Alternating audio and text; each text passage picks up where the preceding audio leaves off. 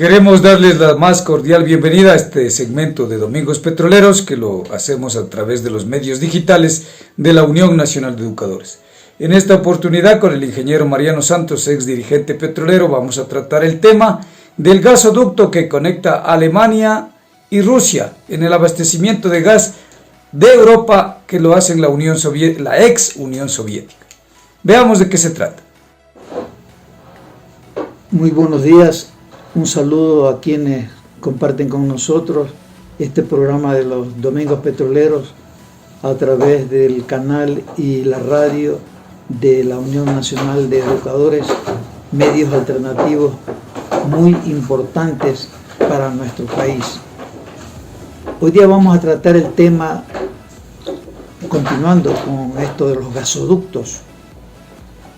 Hay un gasoducto que se ha construido entre Rusia y Alemania, que se llama el Nord Stream 1, y está en fase de construcción otro gasoducto que es el Nord Stream 2.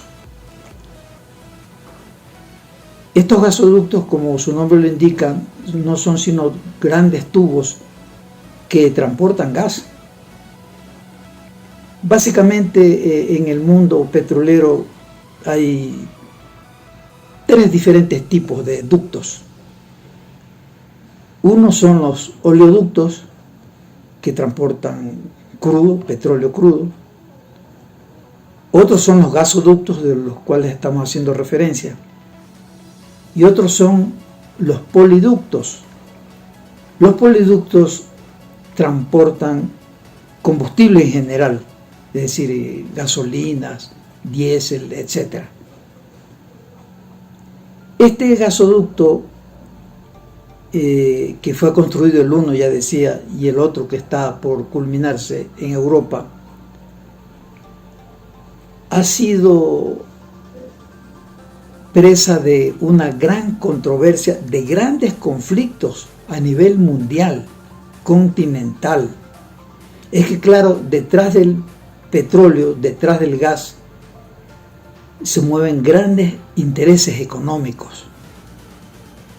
Trump, por ejemplo, el presidente de Estados Unidos, es un presidente que aparentemente es el que tiene el poder, pero en el fondo, quien tiene el poder en los Estados Unidos es un conjunto de grandes corporaciones, grandes empresas tecnológicas, energéticas, de armamento, farmacéuticas, que son las que ponen el ritmo, que dan las direcciones de cómo deben manejarse los gobiernos. Entonces hay grandes intereses económicos. Entonces el presidente de Estados Unidos no es sino una especie de marioneta que tiene que jugar o que tiene que hacer las cosas de acuerdo a cómo le dicen estas corporaciones. Por ejemplo, el actual presidente de Estados Unidos, Donald Trump, tiene evidentemente un comportamiento, diría yo, hasta delincuencial, matonil, porque él sanciona a diestra y siniestra. Él prácticamente hace lo que le da la gana con el resto de países, inclusive con sus propios aliados, como ya lo vamos a ver en este problema del gasoducto en Europa. A sus propios aliados él los somete, los sanciona y trata él de que ellos hagan las cosas a su antojo. Uno dice, bueno, ese es el comportamiento personal del presidente de Estados Unidos, en parte es cierto, pero por detrás de eso, insisto, hay esta camarilla, este equipo de grandes transnacionales, de grandes corporaciones, de grandes empresas, quienes le dicen al presidente de Estados Unidos, tú tienes que hacer esto o este otro. Por ejemplo, ahorita ya se avecinan las elecciones, estamos a menos de un mes de las elecciones en Estados Unidos, y gane Trump o gane Biden, las políticas hacia el exterior van a ser las mismas. Lo que va a cambiar un poco es la forma, el estilo, pero el fondo es lo mismo, ¿no? Políticas de agresión, eso es el imperialismo. Eso es en esencia el imperialismo. Lo que pasa es que con unos presidentes a veces tiene una cara grotesca, una cara agresiva. Con otros presidentes tiene una cara no muy grotesca, no muy agresiva. Por ejemplo, Obama, el anterior presidente, pero que igual empujaba políticas criminales y de agresión a otros países. Bien, entonces, en Europa, insisto, se construyó el gasoducto que se terminó en el año 2011, entre 2011 y 2012, el Nord Stream 1, que transporta gas desde Rusia hacia Alemania. Y en Alemania ese gas se reparte en otros países que requieren del gas, como es el caso de Francia, España, bueno, el resto de países europeos. Y esto ha dado lugar, insisto, a una gran controversia, a un gran problema en el mundo y en Europa en concreto, porque hay una disputa por ver quién es el que le va a vender el gas a Europa. Europa es un continente deficitario en recursos energéticos, importa petróleo e importa gas. Cierto es que también se extrae petróleo y gas del Mar del Norte, entre Inglaterra y Noruega, pero lo que se extrae ahí es muy insuficiente para las necesidades de Europa, y en concreto de Alemania, que es el país que más consume energéticos en Europa. Entonces, ¿cuál es la disputa que hay en los actuales momentos en Europa? Es la disputa entre Rusia y Estados Unidos. ¿Por qué interviene en este conflicto Estados Unidos? Porque Estados Unidos, en la actualidad, sobre todo desde hace unos 5 o 6 años, se ha convertido en el primer país productor de petróleo en el mundo, y también es un país productor de gas muy importante. El problema es que desde hace 5 o 6 años básicamente ha aumentado la producción en estos dos energéticos, en el petróleo y en el gas, porque Estados Unidos lo hace con esto que se llama el fracking. Es un término en inglés que significa fracturamiento o fracturamiento hidráulico. Es decir, es una forma no muy natural de explotar petróleo y de explotar gas. La explotación convencional, tanto del petróleo como el gas, nos dice que cuando se perfora un pozo, en un primer momento, tanto el petróleo como el gas salen naturalmente, como producto de la gran presión que existe abajo en el subsuelo, en los yacimientos. Sale naturalmente. Con el tiempo,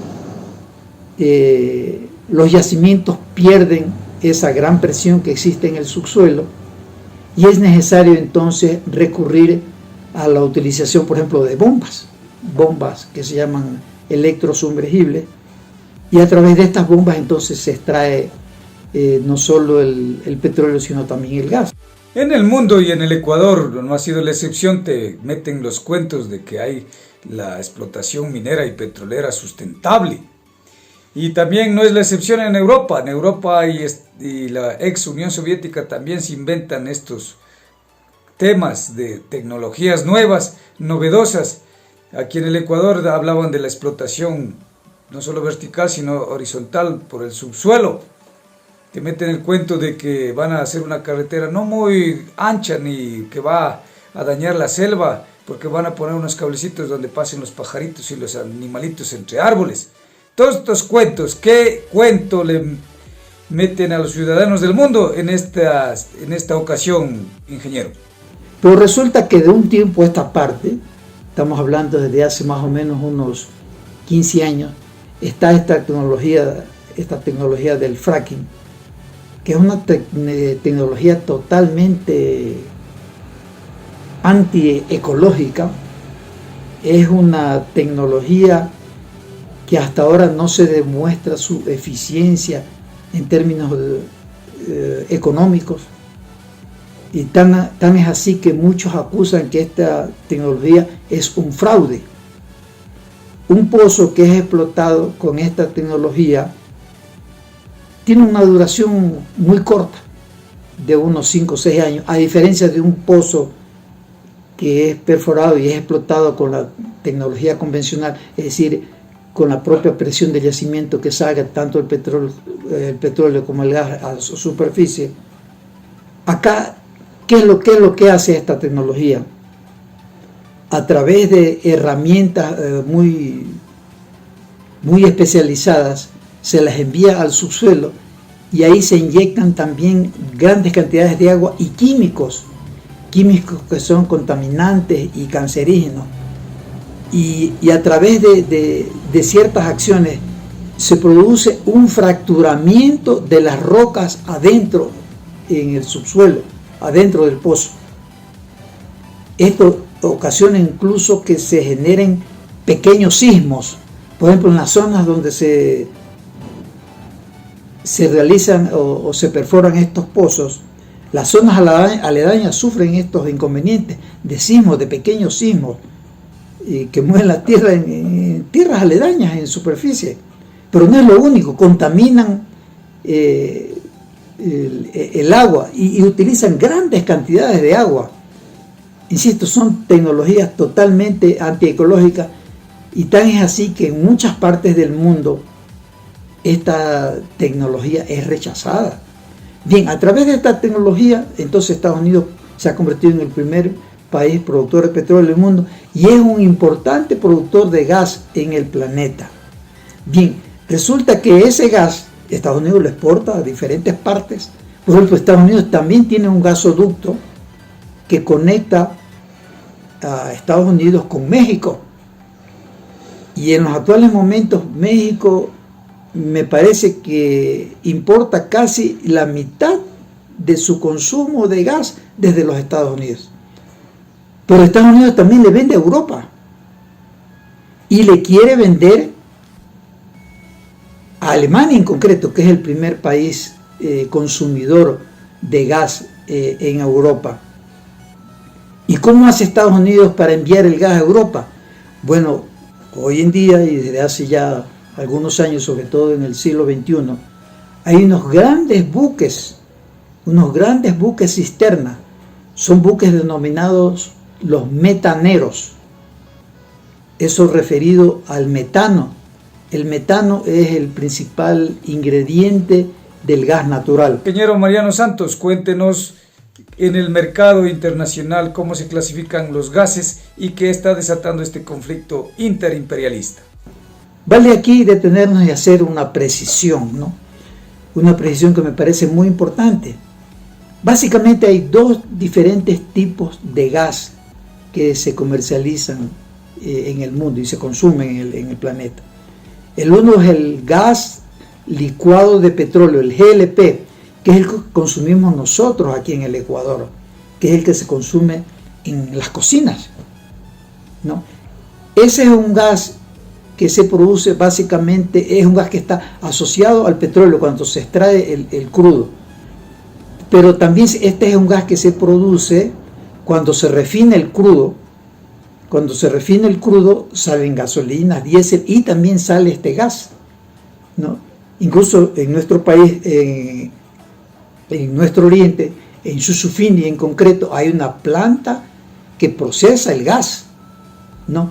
Y ese gas es el que, insisto, consumimos nosotros a través de las bombonas en nuestras cocinas. Ese es el GLP, gas licuado de petróleo. Pero también hay el GNL, que es el gas natural licuado. O también se llama GNC, gas natural condensado. ¿Cuál es la diferencia entre el uno y el otro? Decía que el gas licuado de petróleo es derivado básicamente del petróleo que se extrae, o es un producto de la refinación cuando se refina el crudo. Pero en cambio el gas natural es un gas que sale directamente del subsuelo, pero difiere en su composición, en su formulación química. Es diferente la fórmula química del gas natural licuado que el gas licuado de petróleo. El gas natural licuado básicamente es metano, por eso hablaba de que hay estos buques que transportan ese gas natural, que son los buques metaneros. En cambio, en el gas licuado de petróleo, es decir, el gas que se utiliza en nuestras cocinas, ese básicamente tiene como componente el propano. ¿Cuál es la diferencia entre el propano y el metano? Es la composición química, es la fórmula química, nada más. Hay otras diferencias, como por ejemplo el peso. El gas licuado de petróleo, es decir, el que utilizamos nosotros en nuestras cocinas, es más pesado que el aire. Por eso cuando hay fuga de gas de las bombonas estas de gas, el gas básicamente se queda en el suelo, lo cual es muy peligroso. En cambio, el gas natural es un gas, o el gas natural licuado o condensado, es un gas que es más liviano que el aire. Entonces, cuando hay escape de este gas, este en cambio se va arriba de la superficie, se disipa en el aire. Bien, este entonces gas natural licuado es el que los Estados Unidos trae a Europa en estos grandes buques cisterna o buques metaneros, y que le vende a Europa, a algunos países les vende. Entonces, esta es la competencia entre el gas que se trae de Estados Unidos a través de estos buques y el gas que viene desde Rusia a través de este gasoducto. Entonces Estados Unidos, ¿qué es lo que dice? No, a ver, ustedes señores de los países europeos, ustedes tienen que comprarme el gas a mis empresas, y no tienen que comprarle a los rusos. Y aquí se da entonces una disputa interimperialista. Insisto, hay un gasoducto ya construido. Ese gasoducto tiene una extensión aproximada de 1.200 y algo más de kilómetros. Viene desde Rusia, ha de haber un mapa ahí proyectado en este programa, pasa por el norte de Europa, por el mar Báltico, y llega a un puerto en Alemania. Insisto, tiene una extensión de más de 1.200 kilómetros. Como para tener una idea de las cosas, en nuestro país hay el oleoducto transecuatoriano, que viene desde el oriente, desde el lago Agrio, y llega a Esmeraldas, al puerto de Balao. Ese oleoducto tiene aproximadamente una extensión, una longitud de 500 y un poquito más de kilómetros. Digamos 500 para redondear. Significa que este gasoducto de acá, de Europa, es más del doble, porque tiene 1.200 y pico de kilómetros. Y con otra consideración también, que es un tubo bastante grueso. Este es un tubo que tiene un diámetro de 1 metro y casi 30 centímetros. Es bastante. Y eso va a bastante presión. Evidentemente, ese gasoducto, cuando transporta ese gas a Europa, el precio es mucho más conveniente para los europeos, porque a través de este ducto se abaratan los precios. No es lo mismo que transportar en estos buques que decía, en estos buques metaneros desde Estados Unidos, porque tiene que recorrer todo el océano Atlántico, desde Estados Unidos hasta Europa. Entonces el costo del transporte es mucho mayor en este caso. Pero ¿qué pasa? Aquí hay una imposición de los Estados Unidos. Estados Unidos entonces le dice a Europa: no, tú tienes que comprarme el gas, tú eres mi aliado. Hay una organización en en Europa, que es una organización de tipo guerrerista, la OTAN, la Organización del Tratado del Atlántico Norte. Esa organización se creó en la época en que existía la Unión Soviética. ¿Cuál era el propósito? Dice defender a Europa contra el comunismo de la Unión Soviética. Bueno, el comunismo en la Unión Soviética se cayó. Entiendo que ya real es algo provisional. Rusia hoy en día es un país capitalista, entonces no tiene razón, no tiene sentido de que la OTAN siga existiendo, pero sin embargo ahí está y tiene actitudes guerreristas, agresivas, extremadamente peligrosas para la paz mundial. Incluso acá en nuestro continente, aparte de Estados Unidos, que es el que domina la OTAN, hay un país que también tiene actitudes guerreristas, que es el gobierno de Colombia, que es Colombia, que también es socio de la OTAN.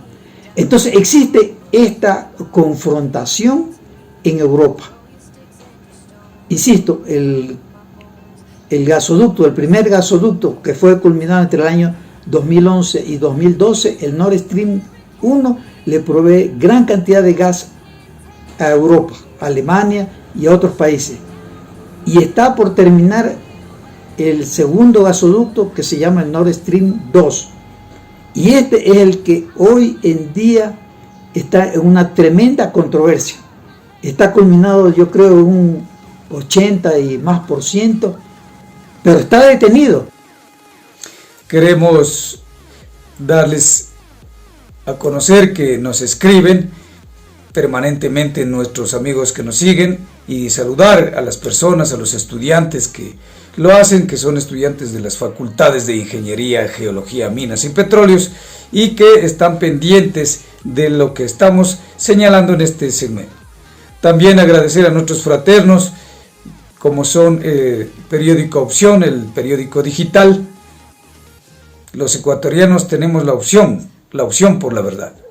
Y a la revista digital Rupturas, donde nuestro experto en petróleos, el ingeniero Mariano Santos, escribe permanentemente. Porque hay este conflicto interimperialista. Estados Unidos le quiere obligar a los países europeos a que le compren el gas que se produce en Estados Unidos y que es transportado a través de estos buques. Pero aquí también se da otro problema bastante complicado. Es el hecho que el gas que hoy en día le vende Rusia a Europa, ese gas se lo comercializa no en dólares, sino en euros. Y esto también es un problema terrible para los Estados Unidos. Ya hemos visto en programas anteriores esto del dólar, que no tiene una base, que antes lo tenía a través del dólar. Después se creó el petrodólar, hicimos un programa a propósito de esto. Y en estos últimos años el dólar no tiene otro sustento sino que de la droga. Entonces, cuando hay países que comercializan o que hacen sus negocios en otras monedas que no sea el dólar, Estados Unidos saca a relucir su agresividad, y por eso son los problemas con Irán. Por eso hicimos ya también un programa con respecto al tema de Irán, el por qué las agresiones a Irán. No es el problema ahí de la bomba atómica que quiere fabricar Irán, no.